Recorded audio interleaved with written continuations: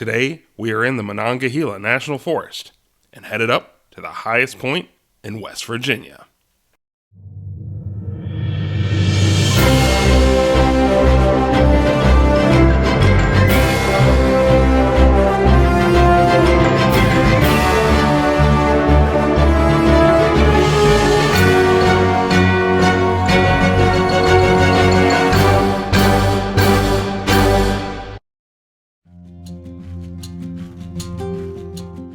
Hi, I'm Scott Martheller. Welcome to another episode of Rooftops of America. Today, we're heading up to the highest point in the Mountain State. Located at the base of the Eastern Panhandle in Pendleton County, Spruce Mountain is a 16-mile-long ridge running from southwest to northeast. The mountain gets its name from the red spruce trees found on the summit. It is associated with the Allegheny front, a series of escarpments stretching from here to the northeast in Pennsylvania. Spruce Mountain is not quite connected to the main formation though, but it does share many similarities. The mountain, and the region in general, has a complex geological history, and it started about 500 million years ago with the breakup of the supercontinent Pangaea. At that time, the North American and African tectonic plates started to pull apart, and as they drifted apart, that allowed for the creation of several major bodies of water. Its time as an ocean, and later inland sea, were major factors in the creation of two layers that can still be found in the area. One is the Greenbrier Limestone Formation that underlays significant portions of West Virginia. The other is the Pottsville Conglomerate, remnants that can be found in the shape of the boulders near the summit of the mountain.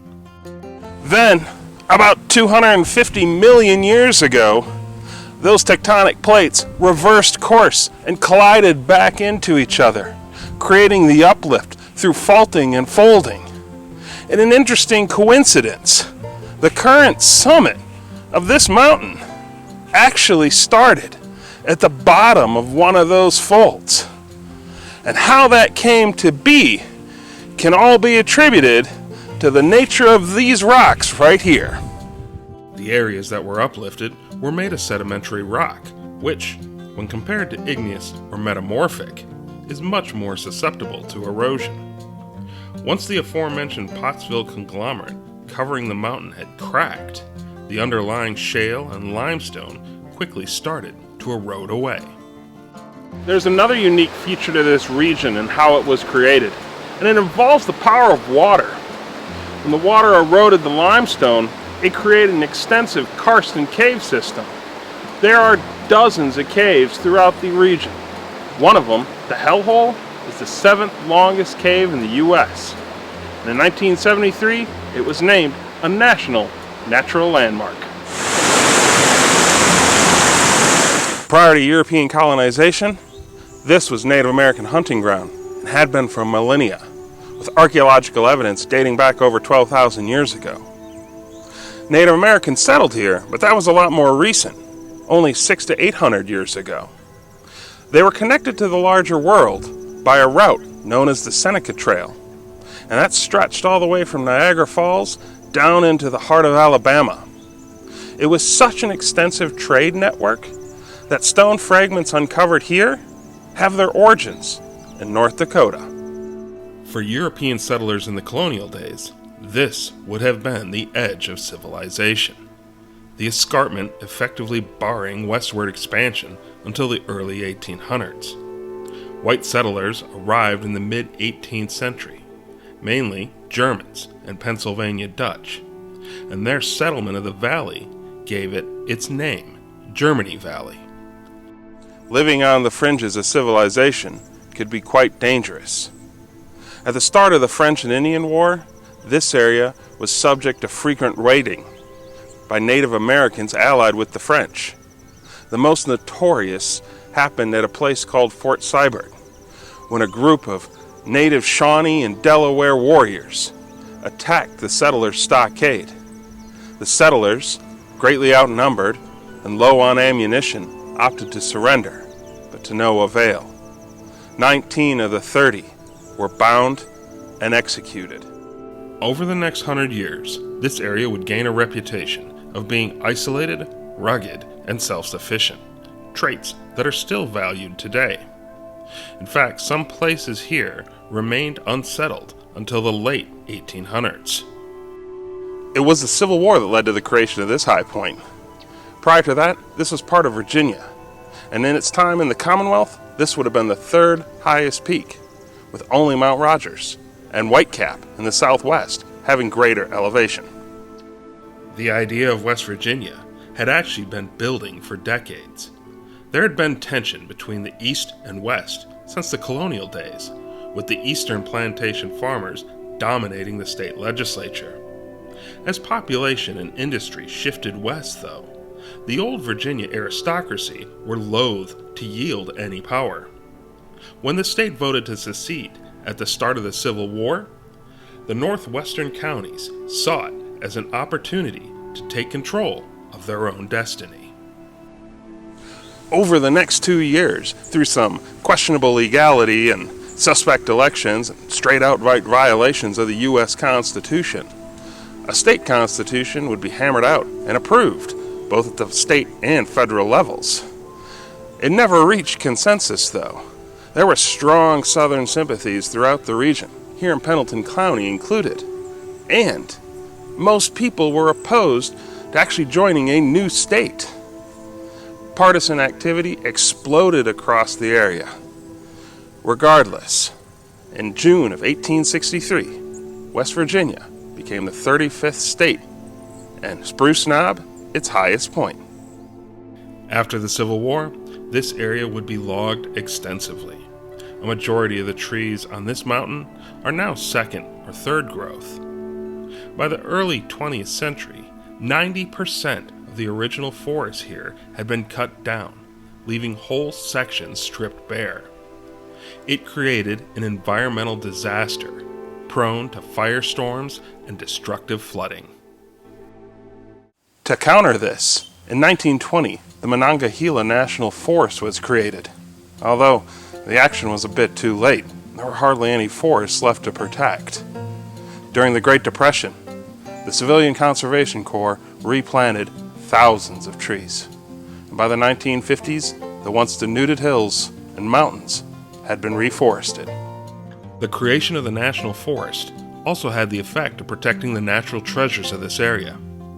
These places were significant enough that in 1965, Congress established here the first national recreation area in a national forest. It is home to 4 prominent West Virginia landmarks. The first is right here at Seneca Rocks. This is the most notable landmark around, and it's a popular climbing destination as well.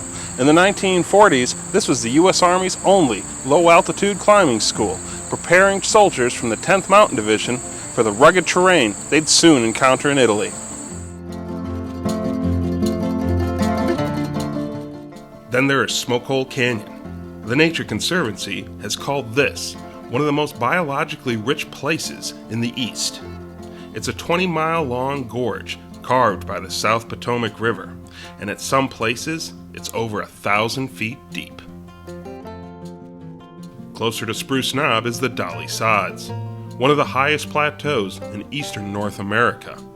A majority of the plateau is above 4,000 feet, and it's a landscape of boulders, heath barrens, and grassy meadows, some of it created by logging and forest fires in the 19th century. The final one is Spruce Knob itself, and it's time we take a closer look at it.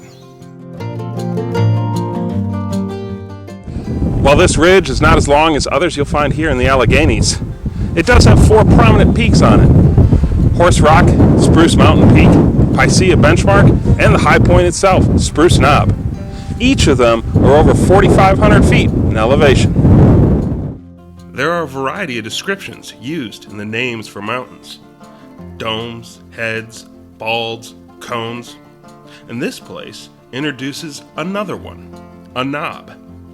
So what exactly is a knob when talking about mountains? Basically, it means the highest point on a mountain, or in this case, the highest point on the ridge. Once you get up here, you're not only on the highest point in the state, you're also on the highest point in the Allegheny mountain range. and the highest point for the Chesapeake Bay watershed. Rain that falls off these slopes flows into Seneca Creek, which joins the Potomac River, and begins its eastward journey out to the Atlantic Ocean. Spruce Mountain is tall enough that it impacts the weather and climate of certain communities in the area. The mountain casts a rain shadow, and Upper Tract, one of the communities to the east, is directly affected by it. It's one of the driest places east of the Mississippi River. In fact, during a severe drought in the 1930s, it received less annual rainfall than Tucson, Arizona. The easiest way to get to the summit area of Spruce Knob is to take Forest Service Road 112. Now, there's a few things to know about this road before you go.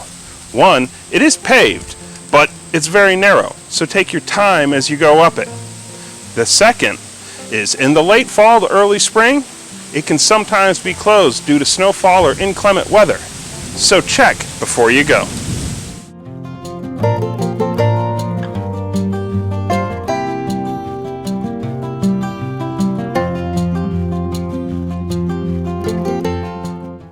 When you reach this sign right here, it's only a short distance further. All you need to do now is take a right on Forest Service Road 104.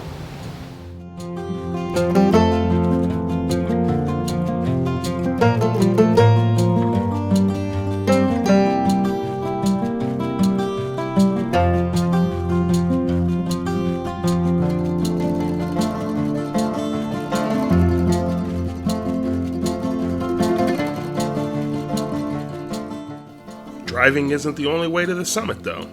There are also hiking trails of various lengths that'll take you to the top.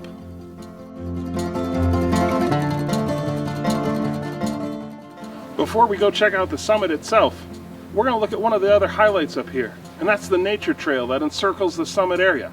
It's got a lot of information about the mountain and the flora and the fauna that you may encounter. It also has the best views you're going to get up here. Let's go take a look.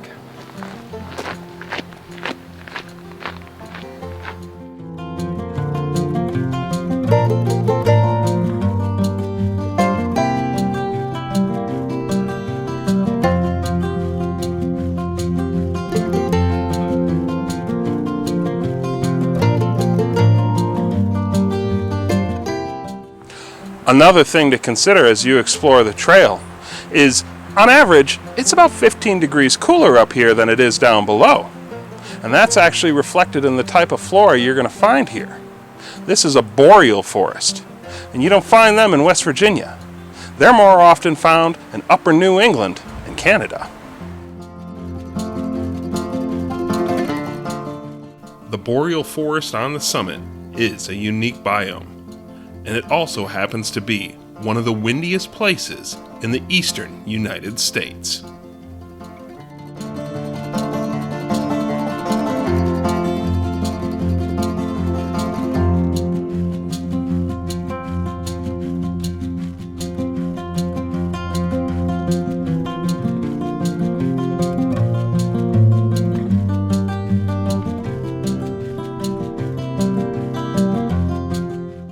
From the parking lot, it's only a short hike to get to the summit itself.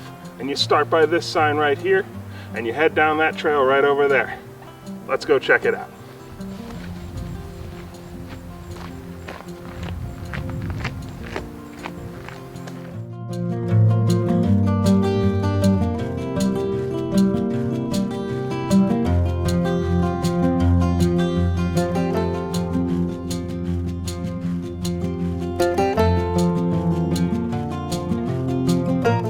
The biggest landmark on the summit is the observation tower. At the turn of the 20th century, the summit was undeveloped, but by the 1930s, there was a fire tower in place. The U.S. Forest Service replaced that with the current observation deck. It's just a quick climb up some stairs to get to the top. And while it does offer 360-degree views, the growth of the surrounding trees has started to obscure it. And here we are on the summit of Spruce Knob, the rooftop of West Virginia. Coming in at 4,863 feet makes this the 24th highest state high point in the USA. I'm Scout Thaler. Thanks for joining me on another episode of Rooftops of America. I'll see you soon.